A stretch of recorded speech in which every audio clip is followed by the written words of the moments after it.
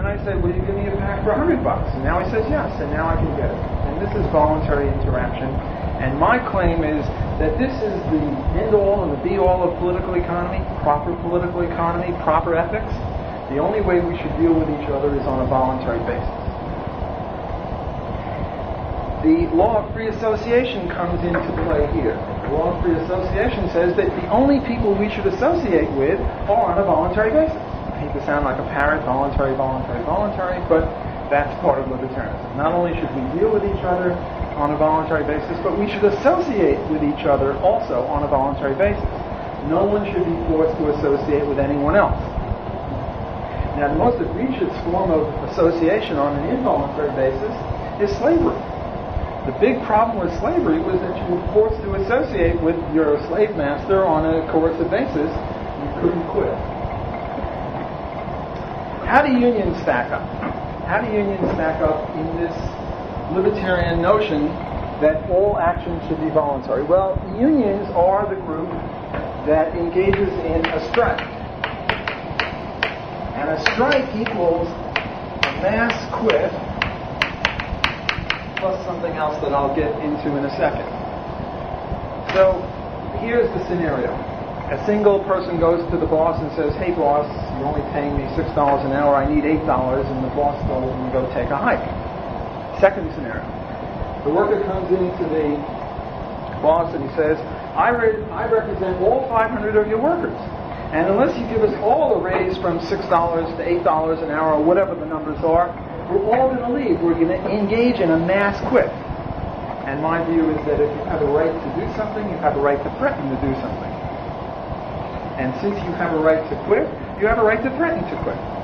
And if all unions did was that, they would be fine, ethical organizations. But unions do one more thing. And the other thing that they do is, in addition to engaging in a mass quit or the threat of a mass quit, they do one other thing, which I regard as very nefarious and very incompatible with libertarianism, and that is they beat up scabs. They call them nasty names, that is, strikebreakers or competing workers. There are other workers that want these jobs too, and who are willing to work for the old $6 an hour, to use my numerical example, and the union beats them up. And in my view, beating up people for competing for jobs is no fun. The only time you should be allowed to beat up people is when they engage in violence in the first place. So the use of violence in self-defense would be justified, but not if they just want to compete for your job.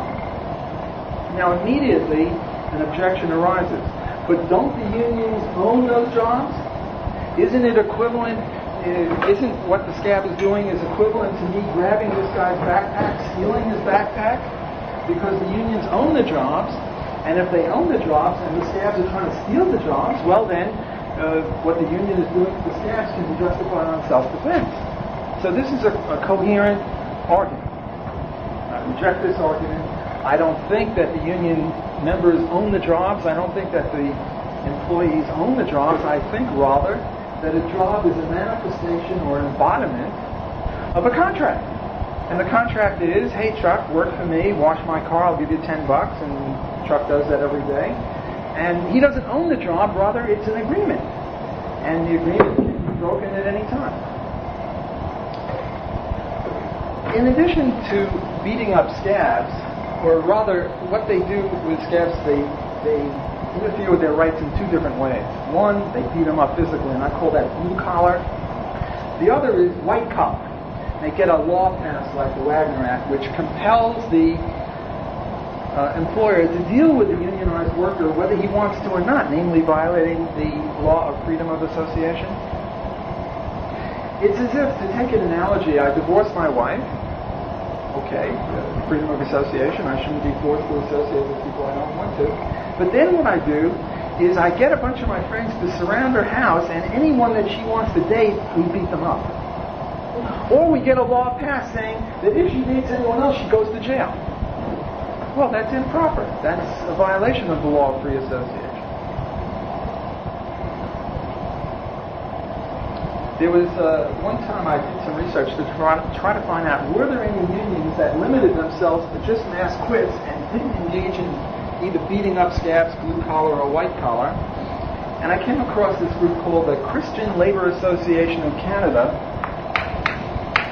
And I asked them, well, would you ever beat up scabs? Oh, no, we turn the other cheek, we're Christians, this, that, and the other. And I said, well, what about labor legislation in Canada? Do you favor compelling the employer to deal with you? And said, oh, yeah, sure. Well, they were struck off the list. I never found a union that limits itself to what a libertarian would call legitimate tactics. Okay, that's the end of my comments under the heading of political economy. Now what I want to do is talk about economics a little bit. And the first point that I want to make under economics is that wages equal marginal revenue product. There was this one wonderful cartoon about a year ago where I was the golden and I was talking about my precious marginal revenue product. It was just, they had my likeness too, I couldn't deny it. Well, I think that marginal revenue product is a very precious insight into what determines wages. Why are wages the way they are? Why does Shaquille O'Neal make a certain wage? Why do I make a certain wage? Why does the person who sweeps the floors around here make a different kind of a wage? It has to do with marginal revenue productivity. And the way you get to what marginal revenue productivity is marginal revenue productivity of the X worker equals total productivity of X plus 1 workers minus total productivity of X workers. To put this in numerical terms, suppose you have 500 workers, and now you hire a 501st worker, namely he is the marginal worker, the 501st worker, and suppose that 500 workers produced $100,000 worth in a certain time period, and 501 workers produced $100,015. Well, then you attribute $15 to the extra worker. We had 500 workers, we had a 501st worker, our total receipts go up by $15 per hour. We attribute the extra productivity to the hiring of the 501st worker. So what will this guy's wage be? Well, there are only 3 possibilities. Either the wage can be higher than the marginal revenue product, or the wage can equal the marginal revenue product, or the wage is less than the marginal revenue product. There are only 3 possibilities. Well, can the wage be greater than the marginal revenue product? Suppose the marginal revenue product is 15 and the wage is 20. Well, there are problems here because the employer is losing $5 an hour for every hour that he hires the worker, and he's going to go broke if he keeps doing this once too often. So we have to rule out wages higher than the marginal revenue product. Well, how about lower? Suppose the marginal revenue product is, as we said, $15, and suppose that the wage starts out at $3. That's lower. Well, the problem with this is that the employer is now making $12 an hour pure profit off of this guy's work. And if we assume that this guy could work at any number of factories and be productive at $15, well, somebody else would come along and make a bid for the hire of this guy and offer him $301. Not that he wants to raise wages, he's a capitalist pig, he wants to exploit workers like a good capitalist pig, but he figures better that I exploit them at the tune of $12.99 than my competitor exploits them at the tune of $12. I think I got the numbers wrong there, but the point is that there will be a bidding up process. Where will this end? Well, suppose the wage goes to $10 an hour. Well, still there's a pure profit of $5. So the wage will go higher and higher. It will tend toward $15. Okay, there are transactions costs. You might have to find workers. This is why if the employee comes to the boss and says, I represent 500 workers and we're all going to leave en masse unless you give us a raise in wages, there is some sort of power there because of these transactions costs. It'll cost the employer something to hire 500 workers and train 500 new workers. He's got a staff that now functions well, and he'd have to get all new people. It's a pain in the the neck. Maybe he'll give him a couple of cents more, but you can't get blood out of stone. You can't get a wage higher than the marginal revenue productivity. What determines marginal revenue productivity? How hard and how smart workers work, and how much and what quality of capital equipment they have to work with. Steam shovels will make you more productive than stick and shovel. And what determines that in turn? Well, that's determined by savings and people investing in the country. And what determines that? Well, pretty much economic freedom. The reason our workers do pretty well is the U.S. is a relatively free country. The reason people in Mexico don't do too well is they don't have a free society as much as we do, so there's not capital invested there. When the Mexicans are in Mexico, they make very low wages. When they come here, they make wages like anyone else, because they're cooperating with much more sophisticated and more quantity of capital. Okay. Now there's an objection by my buddy Boyd Blondell, who got into a fracas with me in the room. I guess he's not here, even though I invited him, but what the heck, he's got some important things to do. And he says, well, suppose there's mass unemployment. Suppose there's mass unemployment. Maybe the wage will stay at $3 an hour, because why should we raise the wage to anything higher? Because there are unemployed people. Well, this is predicated on what's called the lump of labor fallacy. The lump of labor fallacy says there's only so much work to be done.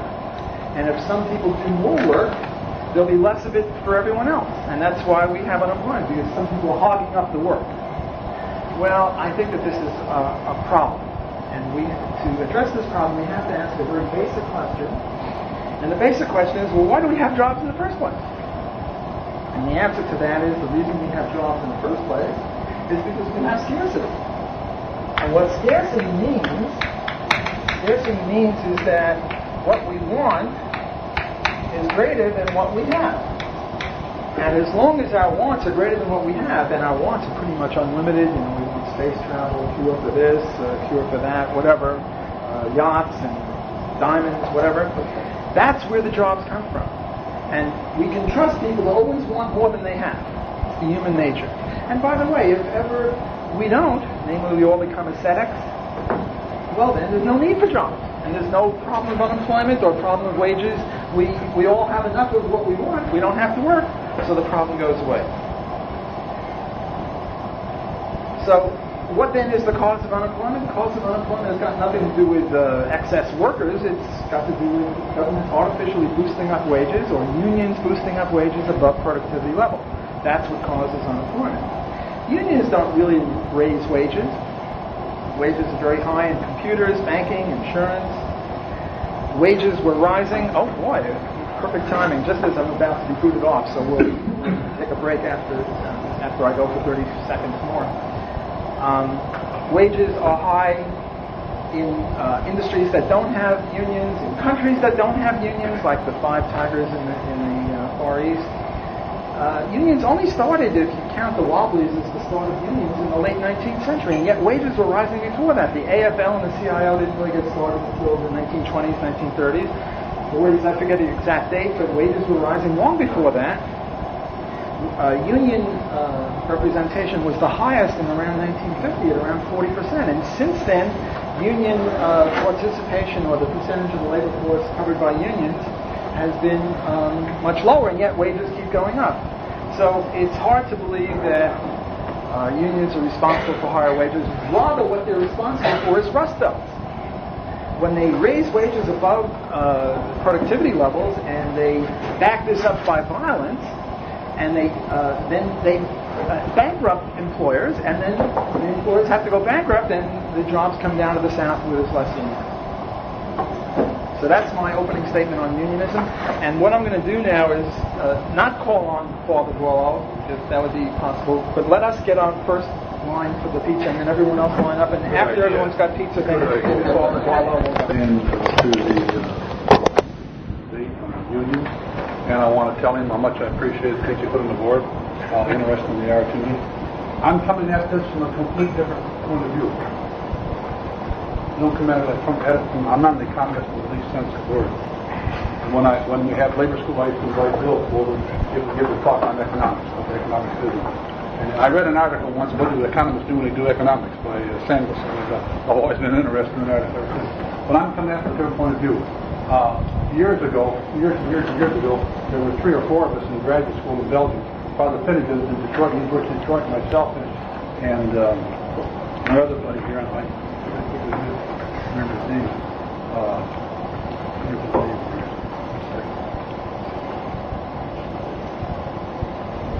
Anyways, we all did theses on labor and discrimination and like that. And he just recently wrote an article for the Jim Byrne, his name is, for the Encyclopedia of Science and Technology. He says, I think we come to this, here's where we are today in labor relations. See to think about this, folks. The problem in brief is how to accommodate the tendency, A, of employers to pursue the least costly means of production, how to make that possible for them, and for employees to seek the most advantageous compensation. I think that's where we are. That's kind of where we are. And how are we going to do this? Now, I'm going to approach it from an ethical point of view. I got a whole bunch of questions. First thing is, why labor unions, he's right, we don't raise wages. What labor unions in America have done 2 things. One brought about safety, which is expensive. The ocean is an expensive proposition. Just take a look at Loyola. We had to change all our bathrooms here a little while ago so they could have people come in and cripple people into the bathrooms. But that's an expensive proposition.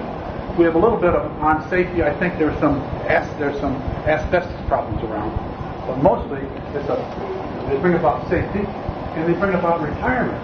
Most of the people walking straight out down the streets in the morning do not have their retirement taken care of. They're not taken care of, and their health is going to be taken care of, and they're going to be 90 years old, broke. So retirement's a big thing. For example, my experience has been here at Loyola running the labor school, and then I had a very unbelievable experience. I went for 5 years, 1985 to 90. For 5 years, I was assistant to the president of the Teamsters, which is 7 o'clock in the morning, 7 o'clock at night, 7 days a week. We were all over the country doing 100,000 different things, which is fantastic. When we see, well, he one day asked me, he says, what do you think our biggest problem is? I said, I think your biggest problem is you haven't theoretically thought out what the hell it is you're doing. You haven't got a theoretical base for what you're doing, and as a result, you make practical mistakes. I'll tell you, if you want to know what the practical mistakes are, ask me why, and I'll tell you what they are. You made 2 big practical mistakes and got a small commission. Okay, so here's a bunch of questions I would like to ask. Why labor unions? The only answer I know when you talk to them is to bring about equity. To make those 2 things we just had there a minute ago, make that possible. How are we going to do that? To whom the second question would be, I'm at Oxford now with my professor Isaiah Berlin, and we're going through the young works of Marx. Okay? To whom does that capital belong? It belongs to the people that made it. The employers and the employees. Who the hell else does it belong? Okay? How do you spell out what it is that we do today? Well, it's positive law. If you want to see what positive law is, go over there in the law school and set in on this class on labor law. That Mass Labor Relations Act is very important. It's written very fast one afternoon when we had a majority in Congress. We rushed it through Congress. There's holes all through the thing. Go over there and listen to one of those professors show you how to get around it. Which lawyers are supposed to do anyway. This is legal, that's illegal, can't do this, can't do that. They show you how to get around it. And then, the big problem I have with what Wally's saying is this. We're coming from 2 different points of view. Wally's coming from a point of view, we're like the philosophy department, shy on supplies here. Wally's coming from a point of view of, it's an anthropological question. He's got an idea of a man who's extrinsic to his environment. He's a Cartesian. He's modern. Modernity. We're now post-modernity. Hassaying, that idea of myself being extrinsic to my environment, whereas we want to get a person that is intrinsic to his environment. And the question is, how is it? Here's the ethics question now. How is it that I fundamentally find myself in the world of other people? How is it that I find myself in the world of things? Well, I'll show you. What with technology, those guys in technology will show you. How do we do things? We impose our categories on things, and the world submits itself to us. It was very sophisticated. Look how sophisticated we got here. All that kind of stuff. But still, and Wally was right a minute ago, we're hundreds of miles away from health. We haven't fully figured out what cancer is yet. We'll get to it. We'll get there. We haven't figured out what AIDS is. We'll get there. We haven't figured out what all these problems are. I was telling Wally all these problems that I had last year. They don't know what to do with pneumonia. I didn't know what to do with it. Lay in bed for a few days. But the world that you look at the dental pattern in this room. Astonishing. Come on with me. Take a break. I got to Borneo and teach in the seminary. What do you think the dental pattern in Borneo is? Their teeth is all rotten. Okay, different health patterns. Okay, so the question is, with things, we'll work it out. We'll work out things. We'll work out all this. The question is, with people, how do I get along with people? If to be is to become. How do I become with people? In, by, with, and through people. That's the problem you got. Our Jewish background gives us universal negatives. Never do certain things in the presence of people. Never lie, never steal, never kill. Never kill. Never do certain things. Universal negatives. If you don't want to do that, what did Joshua say when he brought us out of the desert? Don't go along with us. You're not one of us. Don't go along with us. Get the hell out of here. If you don't want to do that. Once you do that, you have made your life with the other person possible. This guy here is coming, his structure of consciousness is like this. His subject is more important than the object. This guy over here is just the opposite. The object is more important than the subject.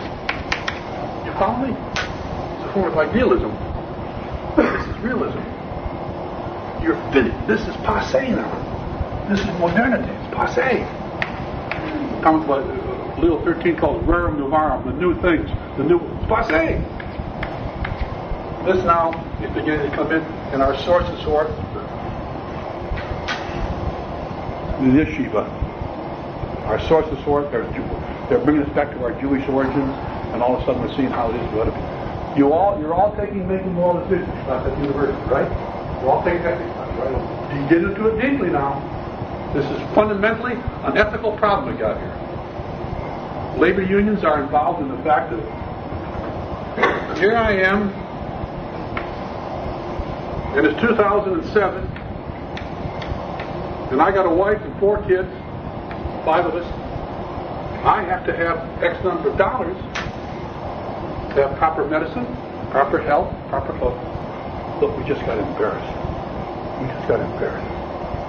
The lower middle board was exposed.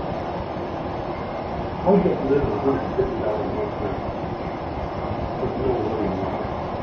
And there's a hole in the ground.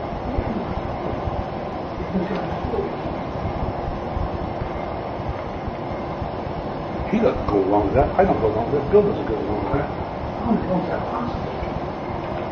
You're poor. You're poor. We got to make it possible. Is it possible? Is it possible, economists, that this guy here can live in an area that's decent, that's what he calls decent living, proper medicine, proper housing, proper climate, and at the same time, your capitalist can make a profit. You got to make a profit now. If you don't make a profit, you're going to go out of business. You're right. You'll be broke. We got to make a profit. All we're doing by collective bargaining is very simple. I want to see the books. You better show me books you're paying income tax on now. Don't have any other kind of books now. You're going to be in damn serious trouble. I want to see the books. I want to know, can you pay me my wages? I know what it costs to raise a wife and 4 kids. So what you kids are doing.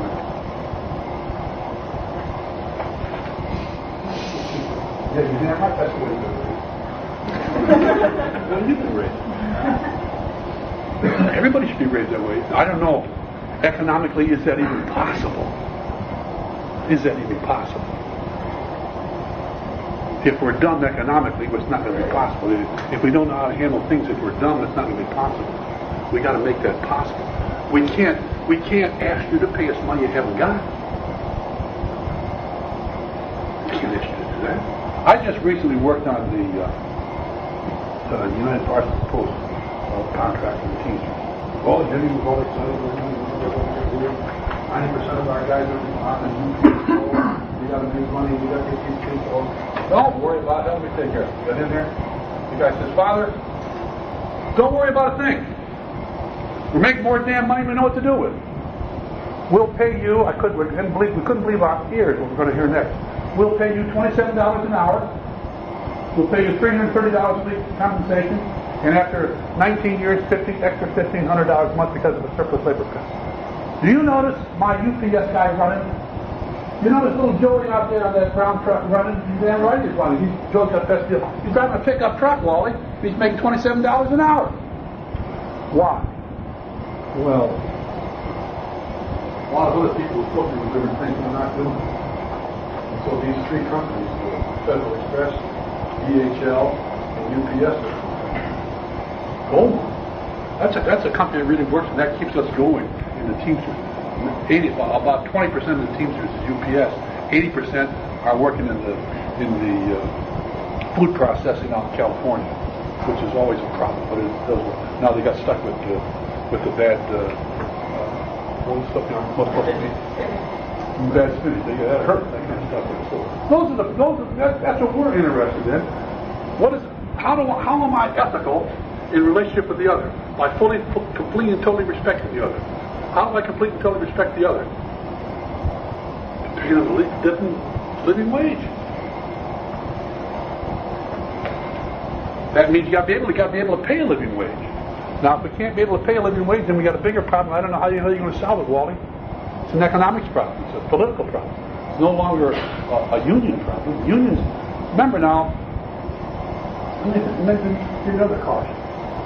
Union mindset is AFL. You understand what I mean now? AFL is still labor.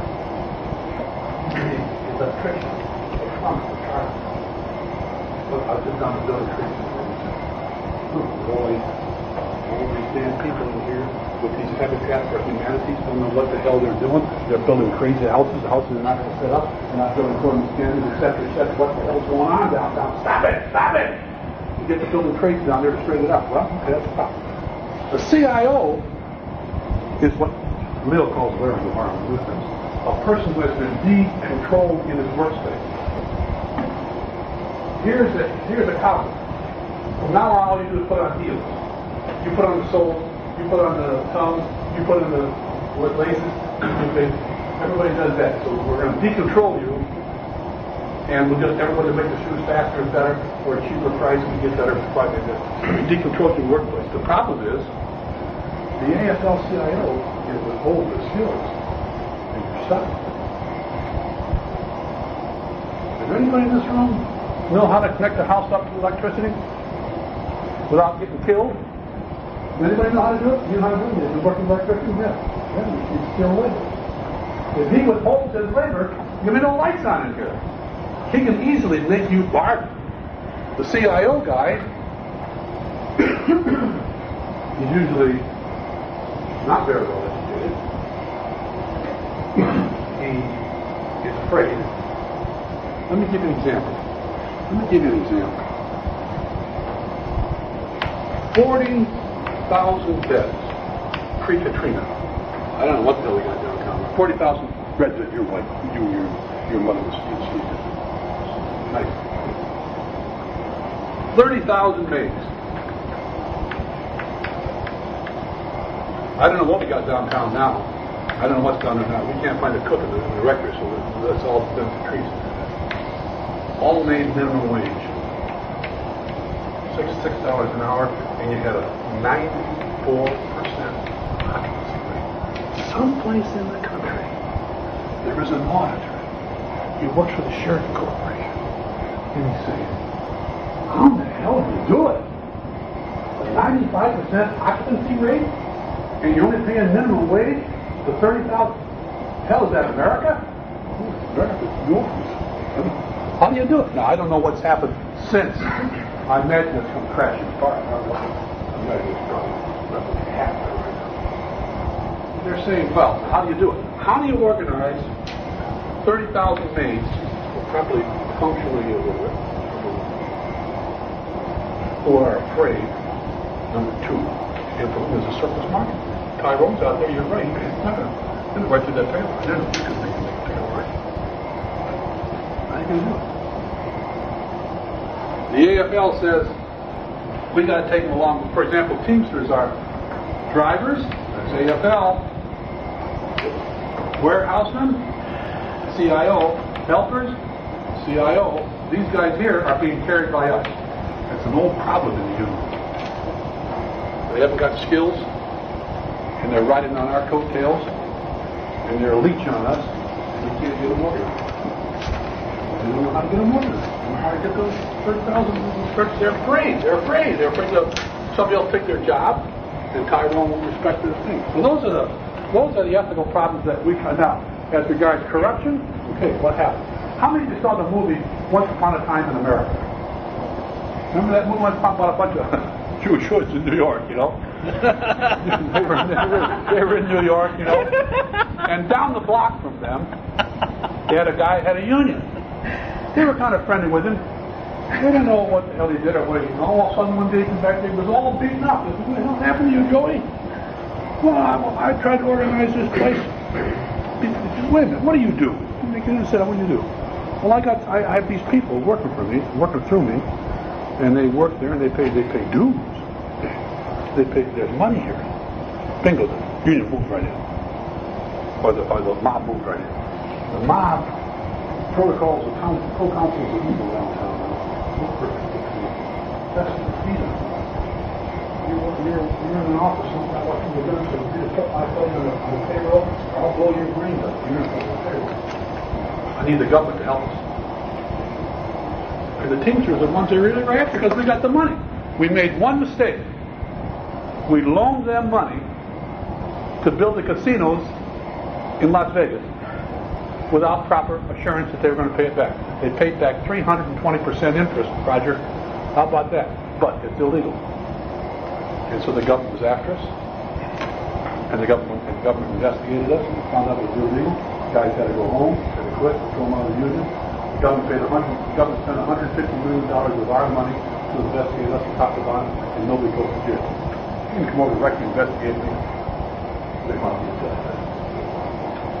So corruption, there was so damn much money. 1930s, 40s, 50s, 60s, there's so much money around, money sticks. What we did in our ethics program was, first of all, put out a legal program.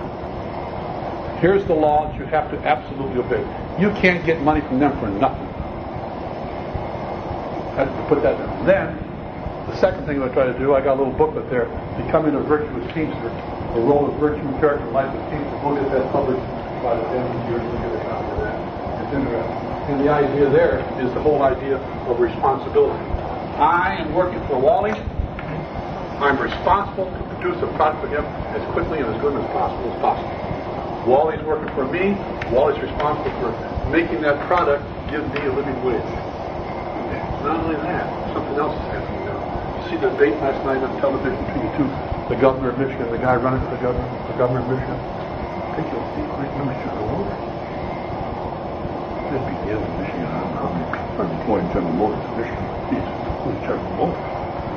Now, if everybody in America would say, we're never going to buy a car during 1906, 7 of them would buy a General Motors car, it's solve the problem immediately. We're supposed to be a social justice institution.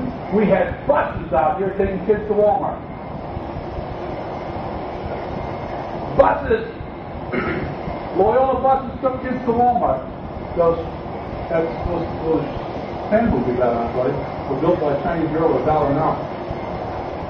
You don't want that to happen either. Wally will talk about that. Those other things different. Anyway, responsibility. I got to be responsible to my employer. The employer's got to be responsible to me. And in a certain sense, I'm trying to figure it out. Does he is responsible to me? Do I have a right to have a job? I live in Michigan. Do I have a right to have a job? Does industry have to stay here? Got to make it profitable. They can't give you money you haven't got. Now, I don't know economically, but I'm sure Walter's facts are not nonsense. How many times those things have put people out of business, I don't know. Teamsters, again, those schools, they're very concerned. They own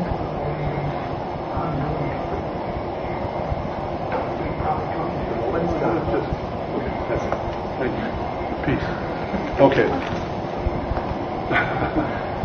A little different pitch, right? Okay, that's skeptical. Go ahead, Wally. Have at it. Be nice to me now. There's a 5-minute rebuttal, and then we'll go to question and answer. I come here representing the Jewish thug community. And as a Jewish thug, I appreciate these diagrams. And I say that the proper way for us to relate to each other is to not beat each other upside the head unless it's in self-defense. The Virtuous Teamsters can be a very short book because it's a contradiction in terms. These guys initiate violence against people who did not first initiate violence against them. They call them scabs and they beat them up, either blue collar or white collar, it doesn't matter. The proper way for us to relate to each other is to keep our mitts in our hands in our pockets and not beat up other people who are not doing anything violent. You don't own those drugs. The way Davy, he calls me Wally, I guess I call him Davy. The way Davy sees things is that wages come from the generosity of the employer. That's not true. That's not how wages come about. Not from the generosity of the employer, but from the productivity of the employee. If you want to raise wages, you've got to get employees to raise their productivity. They have to work harder or smarter or with more capital equipment.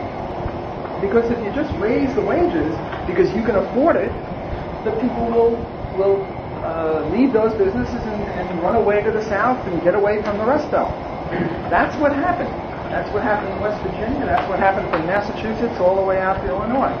You got vast acreages of factories that are empty that could have been filled with working people, but the unions raised wages under the threat of compulsion higher than productivity levels.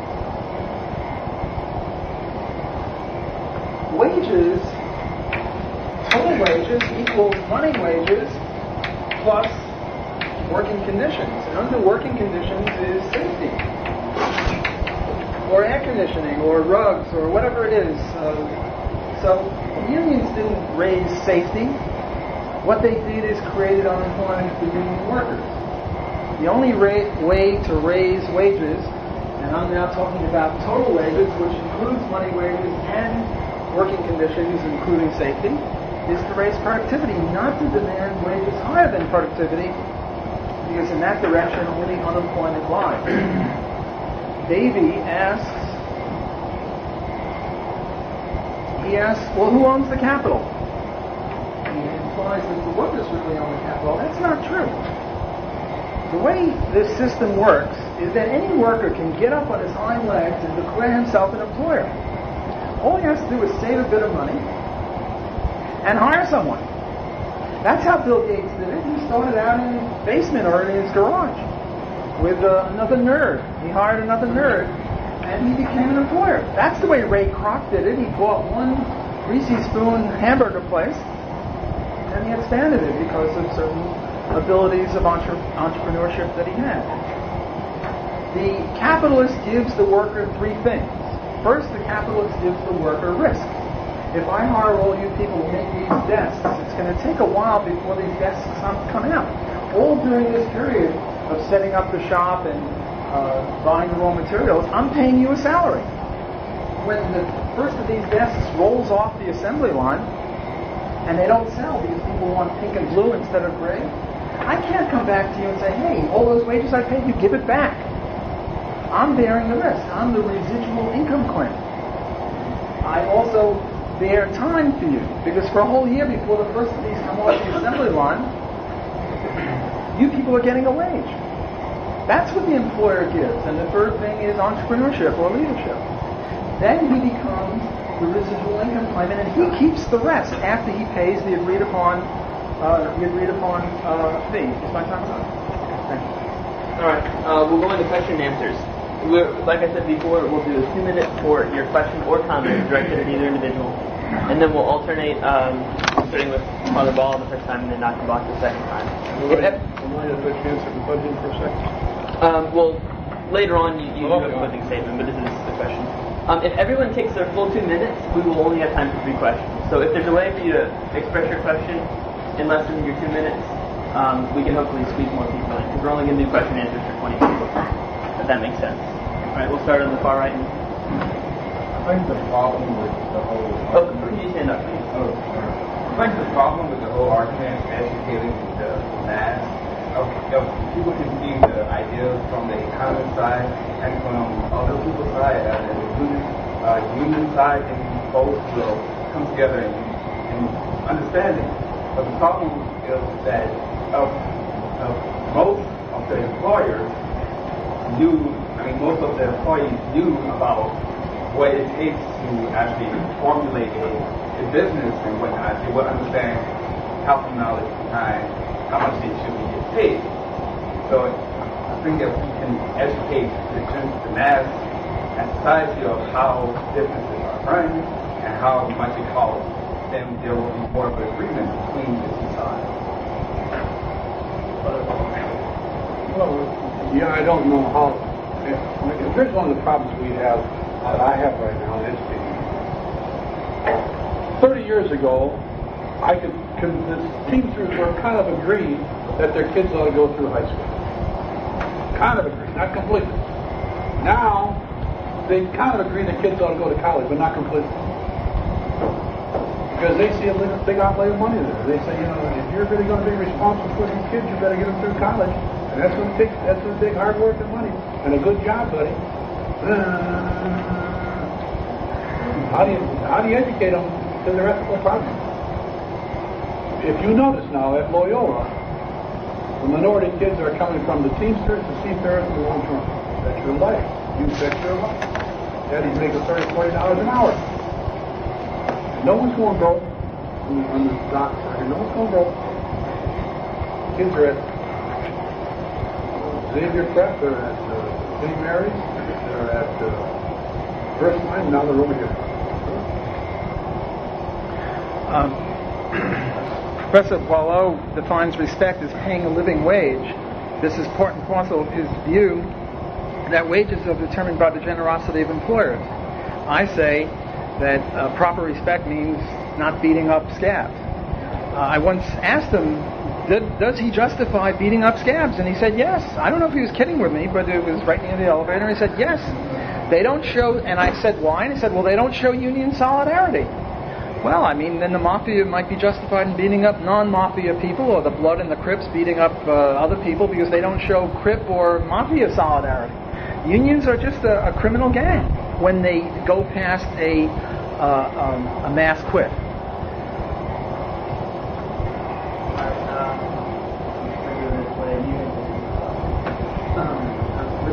On the topic of the living wage, I was wondering if, the problem with the living wage is it keeps on going up with our needs, economic good health care. Well, if you have another country where health care might be a lot less expensive probably because they don't have access to the proper facilities to provide the level of health care that we can. So, if it's such a function of our extraordinarily industrialized level of America, how can we provide so much capital for every single person that we have, because we do consume 20 times more than your average world citizen in this country? One of the major problems with the United Nations is we're trying to figure out how to do it.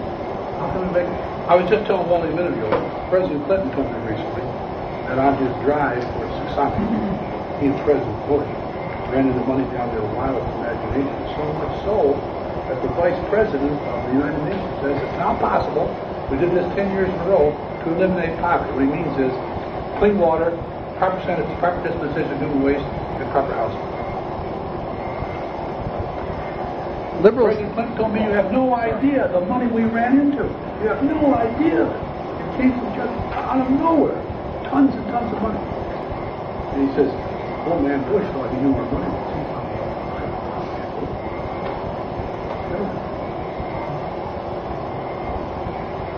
Liberals like to favor the underdog. In this case, they're favoring the overdog. The underdog are black people and Hispanic people and young people. Those are the scabs. The unions, I wouldn't say are 99% and 44 100s white, but they're disproportionately white, and the scabs are disproportionately black and Hispanic. I don't think that this is a support of the underdog. Now, I certainly appreciate the questioner's point about paying a living wage. We all are generous in our hearts. We all want people in Borneo to have good teeth. And the question is, well, how do you do it? And the way you do it is, first of all, get rid of unions. Because unions are like a viper on the body economic. What they do is they poison the economic sphere. If you got rid of unions and you got rid of a whole lot of other government interventions, we would then have capital flowing into Borneo if they were to do that. We would have more free enterprise, and it's no accident that we're doing pretty well in this country and in other countries that have free enterprise. And the reason for it is you get more capital equipment and more savings and more investment. But when you have regulations and when you have people beating each other up and creating havoc and strikes and stuff like that, then you don't have the capital investment and you get further and further away from the living wage. The living wage comes from productivity, not generosity of employers.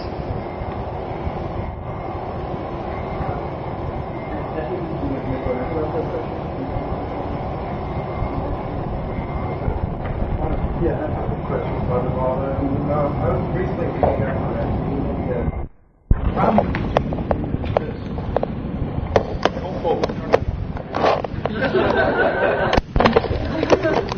Well, I agree with Professor Boileau's criticism of the teachers' union. I shouldn't have said that.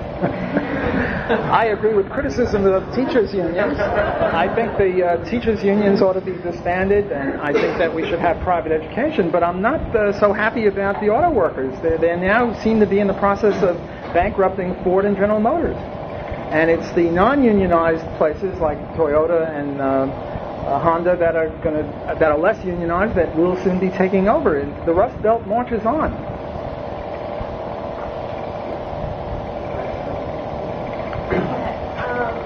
It's a fair assessment to say that ignorance is bliss. Essentially, unions come in and they basically educate the workers as to what their rights should and should not be.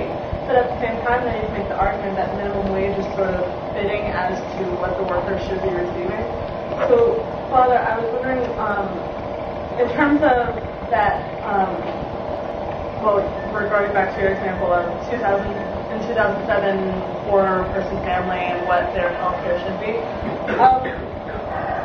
why is it that unions aren't necessarily giving workers the necessary, or perhaps even put it in the Teamsters, but is it necessary that unions should be educating the workers as to what they can receive for the wages that are still fitting?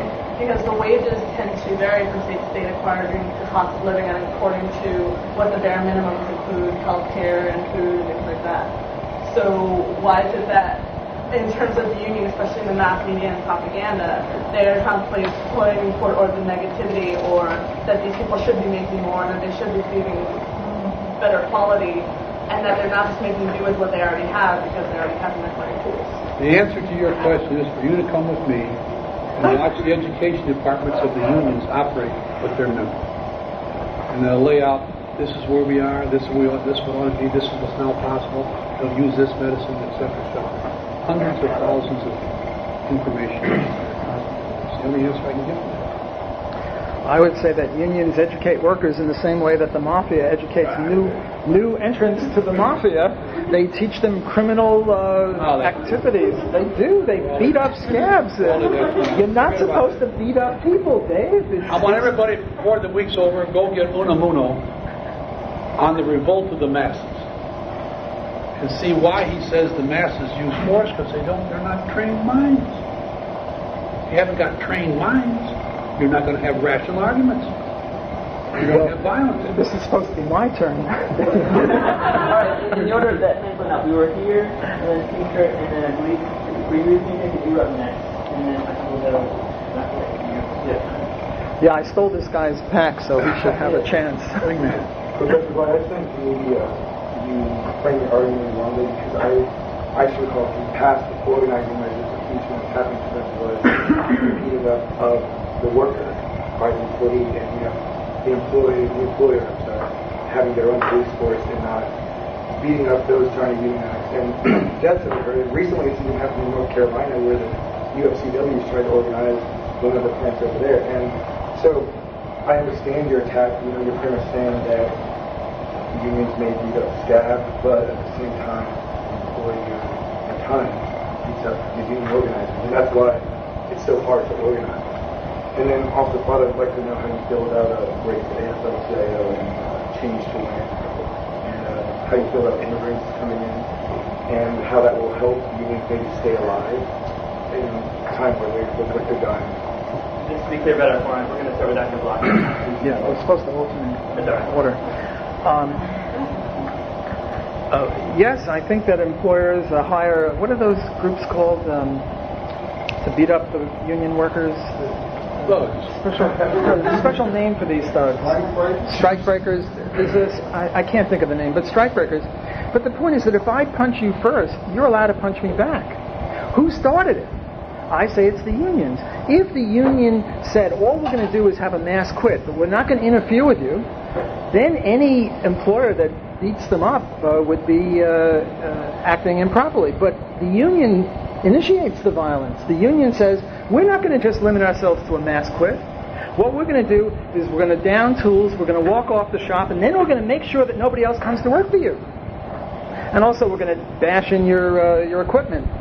So I think they're justified in using violence to stop these people who are initiating the violence. Again, if they said clearly, we're not going to try to keep scabs out of here, we're just going to stop working, we're all going to mass quit, then, first of all, no employer would ever beat them up. They would just hire other people, because there are other people more than willing and more than happy to take jobs at those inflated wages. They'd be willing to work for half the price, but they can't because of the union violence. So you're quite right. There is some employer fighting back, but they're justified because they're retaliating. It's the union that's initiating. It's all the difference between, I mean, if I'm punching you and you're punching me, to an outside observer it looks equal. But the key is, who started? Your thing about the immigration in the other countries, we have a thing called AFL, AFL-CIO for foreign people. Our problem is all of our agents get shot.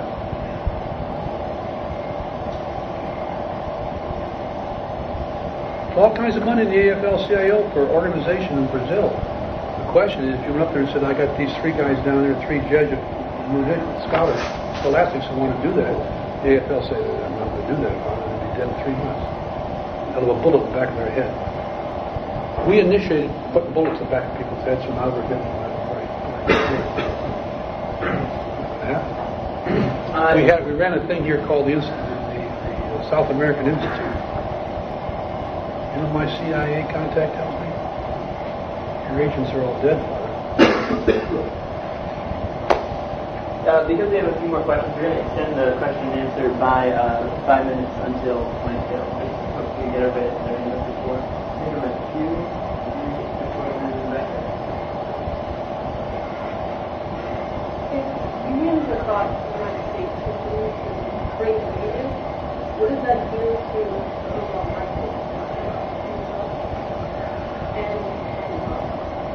And what impact does that have on the workplace and the workers?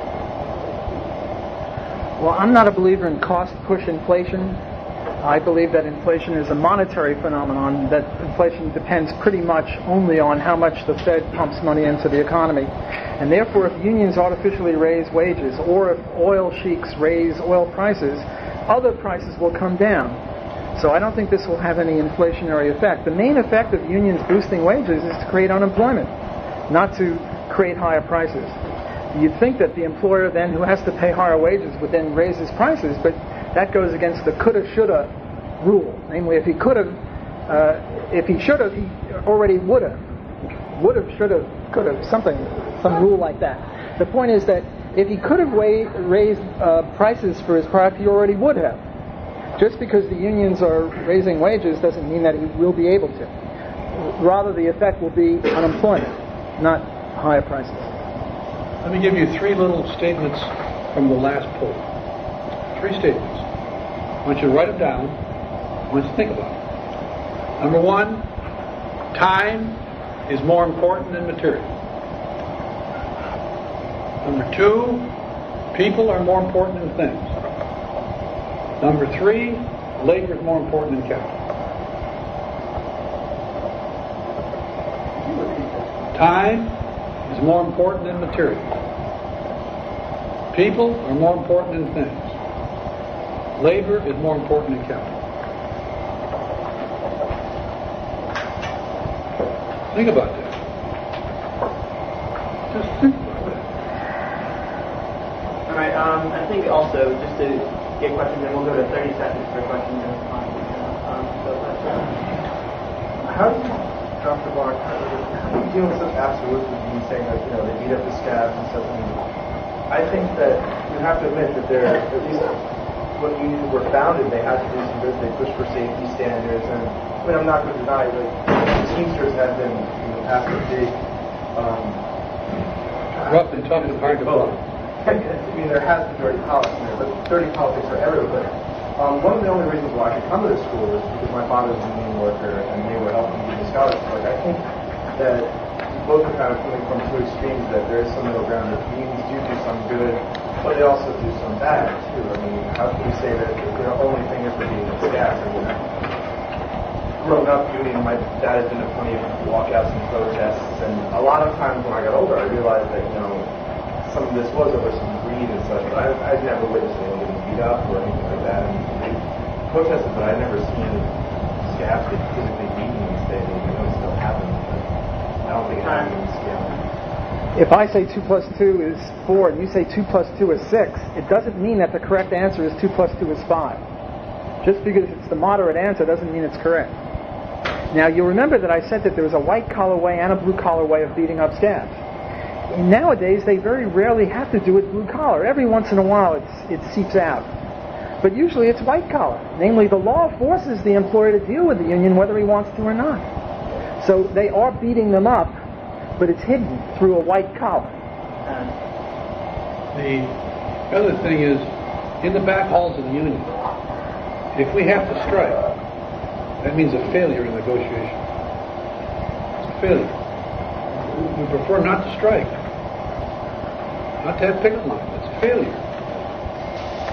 Like diplomats say war is a failure of diplomacy. We're saying the same thing. They'll send me in, lots of times, Father, we've got to go see this company in North Carolina. I was a priest. What is it you want us to do? We don't want to strike. Okay, Father, you make a deal. Lots of times. So I know that both Dr. Block and Dr. Boileau are both, they take ethics seriously. I know both of them, and I know this to be the case. The question that I have is not so much about wages and vacation and fringe benefits, it's about health and safety. If someone is producing a product that one knows the production process, there are health and safety issues. If I know that you're coming to work for me, and by coming to work for me, there are real health and safety risks, do I have some sort of ethical obligation to fix or make the working conditions as safe and as healthy as I possibly can, or do I bear ethical responsibility when people are injured on the job? That's my question. Well, I think capital and labor have done that magnificently in America. The OSHA laws are really it's an expensive proposition now, boy. You better know what you're doing when you get in business. If you got any kind of business in there that's hazardous, because it's going to cost you a fortune. I think we're very successful with that. We got some asbestos. There are some asbestos problems that we don't quite know how to get our hands on. Even the mines now are successful. We can't guarantee no cave-in. We can guarantee no gas, that kind of stuff. I resist the notion that safety is something that the unions created. Safety is just part of total wages. It's just a different way of paying wages. One way I can pay you wages is an increase of $5 per week.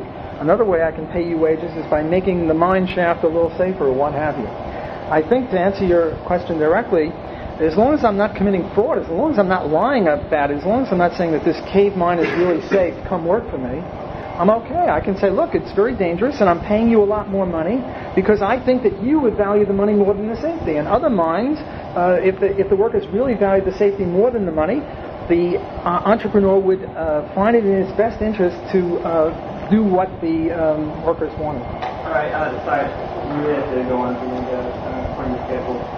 So we'll go to 5 minutes each for closing statements, but starting with Well, okay, my closing statements are, I think we got a number of problems. To whom does that capital belong? It belongs to the people that made it, both the capitalist and the employer. And we've got to produce a program that'll make it possible that there'll be a profit and that there'll be a decent living wage. How to do that, of course, is to require lots of intelligence on everybody's part. Okay? That's all. That's my basic idea. And I'll do one thing. Becoming a good teamster, there it is right there. It's 30,000 words. That's 10 years of work. I'll get you a copy of it towards the first year when they publish it. It'll be first in ethical journals in the world. Go ahead, Wally. There was a book written that Father Bolieau ought to read. He asked, well, how can we do it? Adam Smith wrote this book in 1776. The title was An Inquiry Concerning the Wealth of Nations. Why is it that certain nations grow rich and other nations stay mired in poverty? All he has to do is read that book. It gives a blueprint. It gives a plan as to how to do it. And to summarize it, it's roughly that government is best which governs least. It doesn't say that government is best which governs none at all. That's a different question. But which governs least. And which makes sure that individual people don't keep beating each other up. So he keeps saying, well, how do you do it? That's a problem. It takes great minds. It takes great intelligence. Well, we already have the answer. Adam Smith provided it for us. It's relatively easy. At least it's comprehensible. Government should restrict itself to upholding property rights and contracts.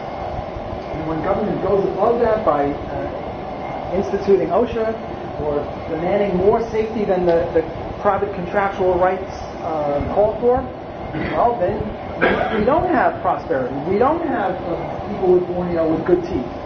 We have poverty. And I am against poverty. As a Jewish thug, I say, yes, poverty is bad.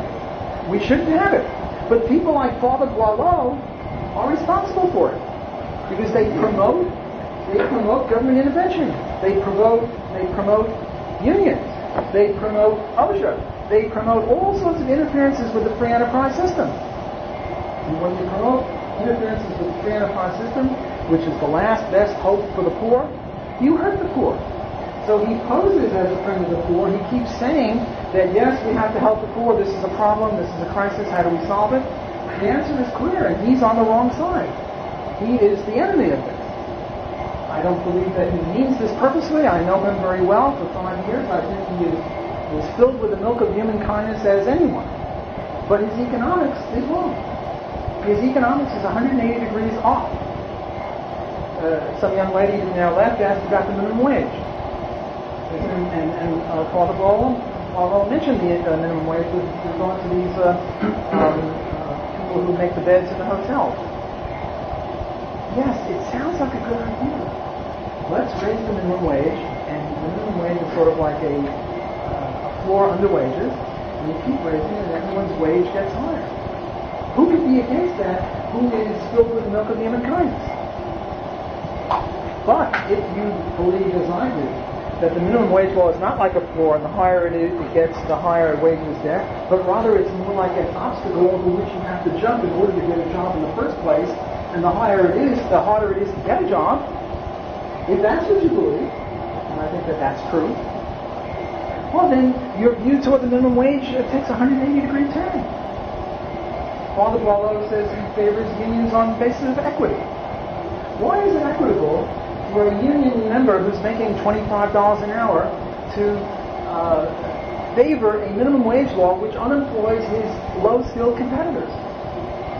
Why is it equitable to have a union, either blue-collar or white-collar, stamp down on the poor, stamp down on blacks, stamp down on minority members, stamp down on young people? That doesn't seem very equitable to me.